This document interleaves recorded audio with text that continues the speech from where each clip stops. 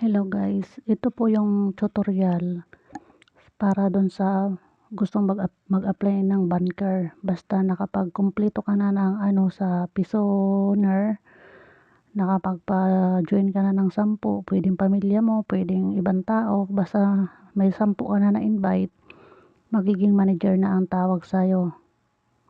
Ngayon, pwede ka na mag-apply ng banker. Ang gagamitin natin sa pagiging banker ay itong Trust Wallet. Halimbawa itong Trust Wallet, meron ka ng ganito, magagawa ka lang ng dyan, wallet address. Maglagay lang tayo ng aking pin. Ayan, halimbawa ito, nandito ka na sa dashboard mo, pero gagawa ka muna dyan ng diba, marami naman tutorial ang paggawa ng wallet. Tsaka simple lang naman, i-click nyo lang naman itong plus button, click mo itong plus sign sa taas, tapos create nyo wallet, yung ganun lang. Kukopyahin nyo lang yung mga sulat na nandyan. Pag na-click nyo, may lalabas dyan na phrase, copy nyo kasi number 1, number 4, number 7, number 10, yun ang sasagutan nyo kung anong number 1, ganun din ang i-click nyo dun sa sunod na page. Pagpaparehasin lang naman, so ganun lang kadali. Tapos meron na kayo nyan wallet address, at ang gagawin nyo,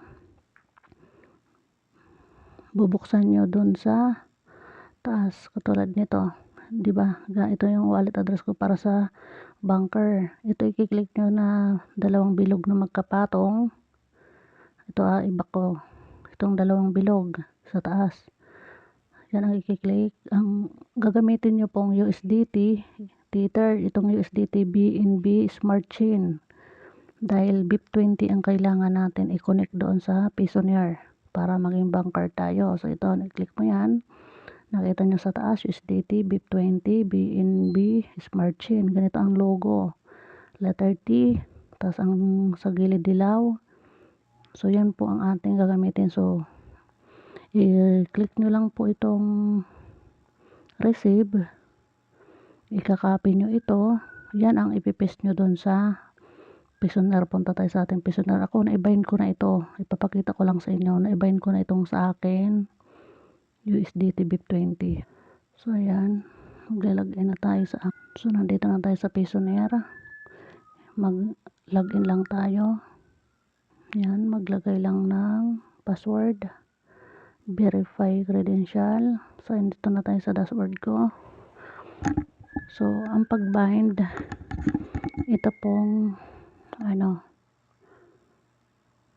wait lang, ito po yung i-click na parang itong pangatlo na button, para siyang QR code. So register USDT, ipipaste nyo dito. Yan, ako na i-paste ko na yon. Pagka paste nyo, i-click nyo lang verified. Yan, nandyan na yan siya. So diba, BIP20 ang kailangan, at kailangan Trust Wallet lang po, hindi pwede ibang, hindi pwede Binance, hindi pwede OKX, hindi pwede, basta Trust Wallet lang po. Halimbawa, na-bind nyo na at dahil manager na kayo, click nyo itong $sign.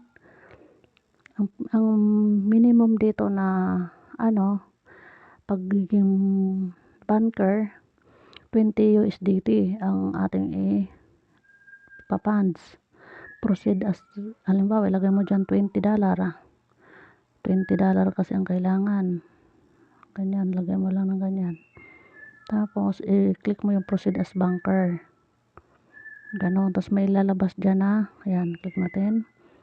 So hindi pa ako eligible kasi kulang pa ako, diba, ng di pa kompleto yung akin 10 na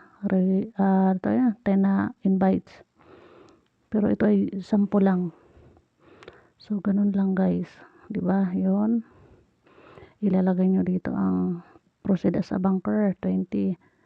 Pero kung member ka lang, dito tayo sa proceed lang, maglagay tayo ng halimbawa 2 USDT, pwede 1 USDT, kahit basta ganyan, pwede 1 USDT.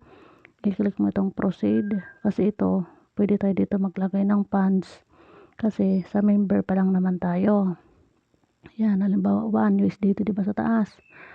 I-click mo itong copy to clipboard, copy mo yan. Punta ka ngayon sa Trust Wallet mo. Dun sa pinakita ko kanina na Trust Wallet sa BIP20 natin account. Di pwede tayo mag-transact na galing sa ibang BNB na halimbawa BIP20 sa Binance, di pwede. OKX, di pwede. Kailangan kung anong binayin nyo dito na wallet address na galing sa Trust Wallet, doon din tayo magbabayad galing sa ating Trust Wallet na BIP20.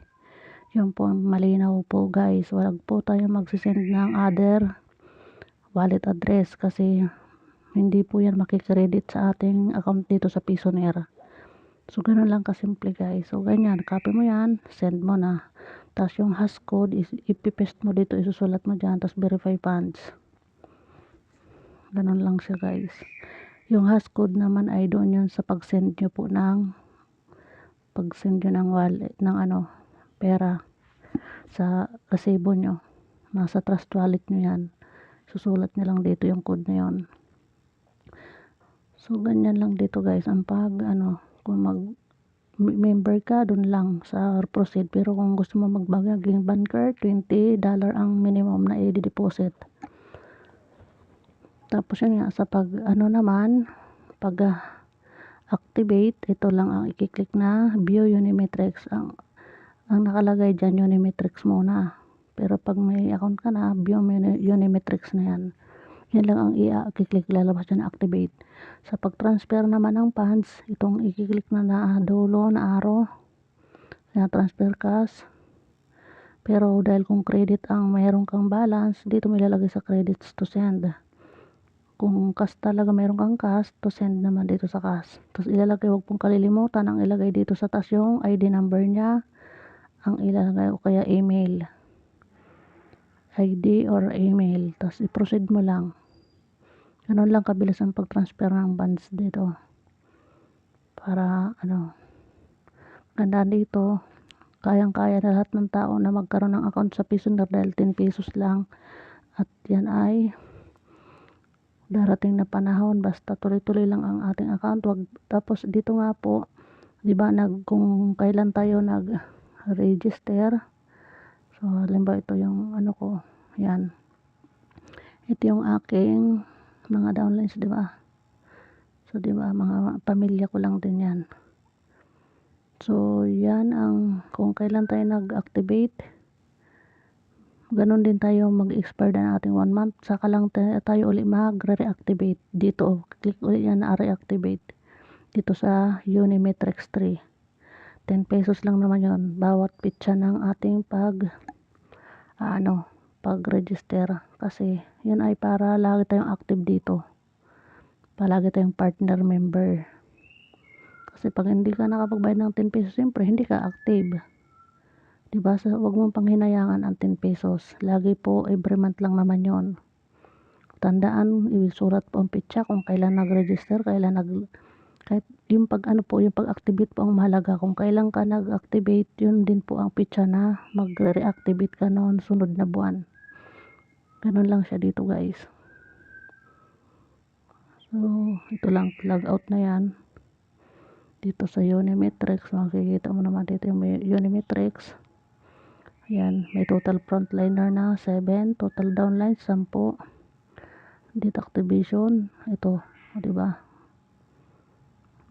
November 13, December 13 ako magre-reactivate ng 10 pesos. Ganun tayo lahat, para rehas lang tayo dito. Mapa-banker ka man, mapa-member ka, lahat tayo dito ay mag-activate ng 10 pesos every month. Yung pitsa natin na kung kailan tayo